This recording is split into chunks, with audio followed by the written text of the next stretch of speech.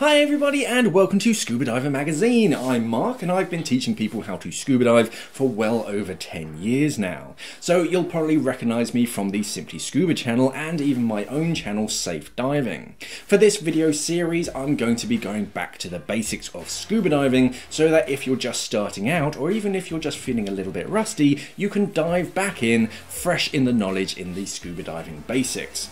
If you enjoyed this video and find it useful, then don't forget to like and share it online so that your diving friends can see it as well and brush up on their skills. If you have any comments, questions, queries or even corrections at any part of the video, then let us know down in the comments below and we or even our community will help you out. So let's get into it.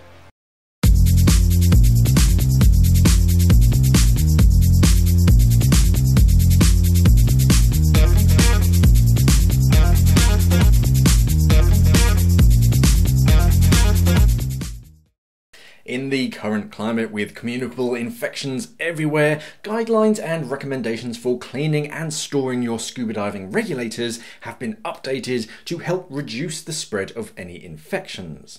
Now, how you clean your regulators is going to be different depending on the regulators and where you're diving, because if you're only diving in clean fresh water and you are the only person who is ever going to put that regulator in their mouth, then you don't really have to clean them quite as thoroughly. It is important that you do still clean your regulators as often as possible to help prevent bacteria, viruses, funguses and other nasties from growing in or on your regulator between dives. If you have a communal set of regulators though that's used in nasty water where your chances of waterborne infections are relatively high, then you need to be a bit more thorough in your cleaning of your regulators, and it's actually recommended that you clean your regulators after each dive, especially if they're swapping hands.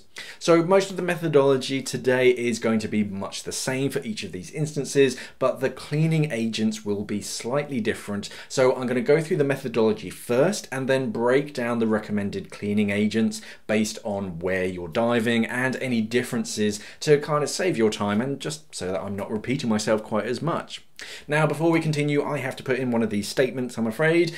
So this advice can only reduce, not remove, the chance of infection transmission from scuba diving equipment. This advice does not replace common sense and adhering to guidelines and restrictions in your region, and we cannot advise on the efficacy of all cleaning products and disinfectants out there, but the ones that will be named have been recommended and tested by a regulator manufacturer. If you do have any questions about your specific regulators and which product is best for you and your regulator, then it is best for you to contact your regulator's manufacturer so that they can better advise you on their recommendations. Okay, so now that's all gone through, let's clean our regulators.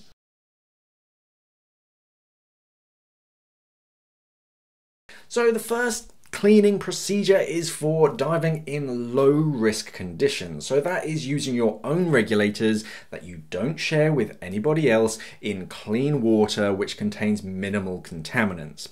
In these conditions, it's recommended that you wash your regulators out as often as is practically possible and at minimum after each day's diving with warm fresh water and general house dish soap. Nothing overly fancy or potent, but good fresh water and general dish soap.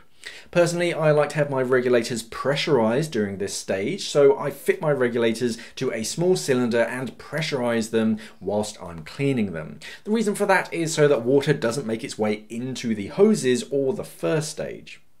If water gets into the inside of your hoses or your first stage, then it can start to damage the insides, and the easiest way for water to get inside is when your regulators are depressurized, because there's no air pressure to push the water out. The worst thing that you can do when your regulator is submerged and depressurized is to press the purge button, so never ever do that. So yes, I like to clean my regulators whilst they're pressurized, but if that isn't an option for you, then that is perfectly fine. You can still wash your regulators. Just remember to never press that purge button and keep the inlet to the first stage covered properly so that water cannot get in. Just be aware that not all dust caps are 100% watertight, so if you are in any doubt, use your thumb to cover the inlet to keep the water out.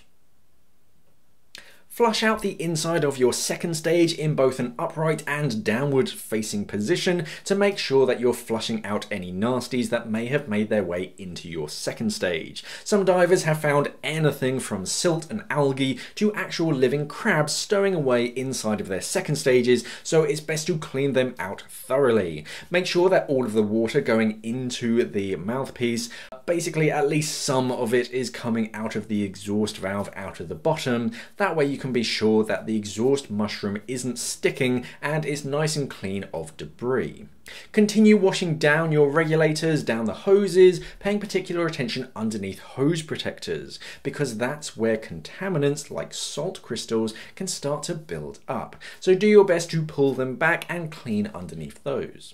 If you do find any buildup, just use a soft sponge or a toothbrush to clean it up and move on to your octo, your gauges, and any inflator hoses that you may have. Inflator hoses usually have a Schrader valve on the inside or something similar that will stop the water from getting in even when it's depressurized, so you can flush them out and pull back the little collar to clean them out. Just don't poke anything into the center because that can let some water in. Once you've cleaned everything out, drain the soapy water away and wash your regulators again with clean fresh water to remove any soap buildup along with any other contaminants that you may have missed. Once you've done that, drain any excess water and let your regulators dry naturally in a cool, dark place. Direct sunlight can actually age some parts of your regulator, so it's best to keep them out of direct sunlight. Once dried out thoroughly, check the parts again for any salt crystals that may have formed, but if you can't find anything, then your regulators are nice and clean. All you have to do now is store them properly.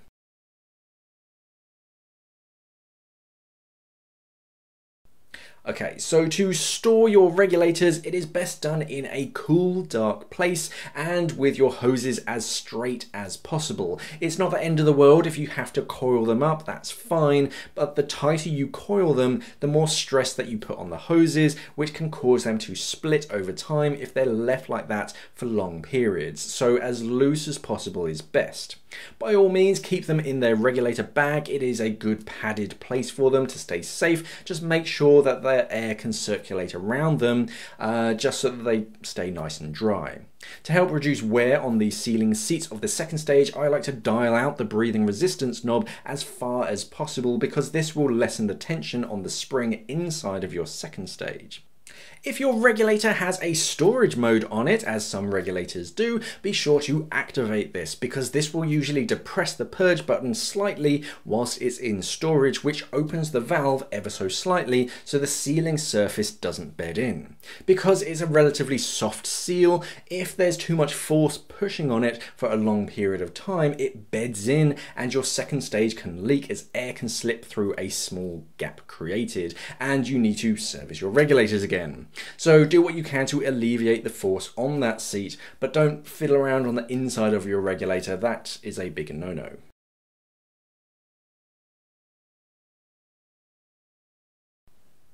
Now, if you're using regulators in a medium risk environment where there might be some nasties in the water, so anywhere near nesting birds who may be pooping in the water, or river systems where the water is less than drinkable, or if you're using regulators that are fairly communal, then you should wash out your regulators after each use and swap out the household dish soap for a breathing apparatus surface disinfectant solution of 100:1 of something such as Chemgene or similar. So that's 100 parts water to 1 part disinfectant solution. Go through the same procedure as before, washing in warm water and scrubbing key parts. Only before drying them, it's best to leave them to soak in that water for a good 20 minutes before washing the disinfectant off with fresh water as before and storing them exactly the same. So that's all the same, they just need that good soak to sort of let that disinfectant do its job and kill the nasties.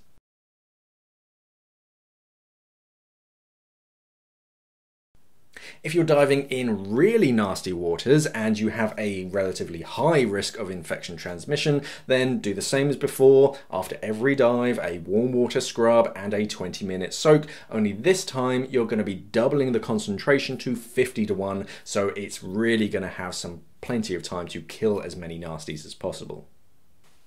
And those are the current recommendations on how to clean your regulators properly, and to store them properly as well. But as with so many things in our ever-changing world, these recommendations are likely to change at some point, so remember to subscribe to the channel so that we can update you with any changes. Don't forget to like and share this video so that more of your diving buddies can see it, and you know what? Clean their regulators properly, because remember that maybe one of those second stages will be for you one day, so you want to make sure that it's nice and clean and of course looked after. Okay, so now you're a bit savvier with your scuba diving basics. Don't forget to subscribe to the Scuba Diver magazine channel to stay up to date with the latest scuba diving news and advice, and don't forget to put your comments down below in the comments. Thank you for watching, and of course, safe diving.